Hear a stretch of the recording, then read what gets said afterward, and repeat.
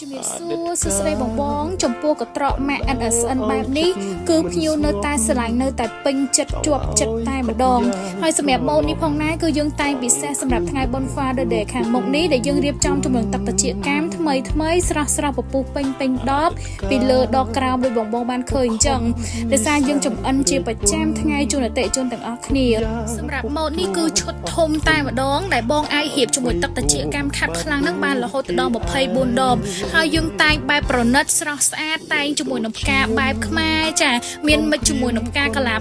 រំលេចជាមួយនឹងតុក្កតាគូស្នេហ៍បែបហ្នឹងគូស្រស់ស្អាតខ្លាំងមែនតើស័ក្តិសមខ្លាំងសម្រាប់ធ្វើជាកាដូជូនទៅមនុស្សជាទីស្រឡាញ់រួមមួយក៏ជូនលោកប៉ាហើយសម្រាប់ក្នុងថ្ងៃបុណ្យ Father Day ខាងមុខនេះគឺយើងនឹងមានការប្រម៉ូសិនពិសេសជាច្រើនទៀតអញ្ចឹងបងអាចធ្វើការថតមកត្រឹកបានដើម្បីទុកធ្វើការកំងអញ្ចឹងបងធ្វើការកំងមុនទៅដើម្បីខាង NSN គាត់ក៏ងាយស្រួលក្នុងការរៀបចំជូនបងឲ្យទាន់ពេលវេលាហើយស្រស់ស្អាតទៅតាមអ្វីដែលបងកំងចាទៅតាមពេលដែលបងកណត់អរគុណជំរាបលាចំណេញងាយស្រួលរហ័សមាន NSN Mobile App ទិញផលិតផលសំបុកត្រចៀកកម្មប្រភេទណាក៏បានទាញយកកម្មវិធីតាមរយៈ App Store ឬ Play Store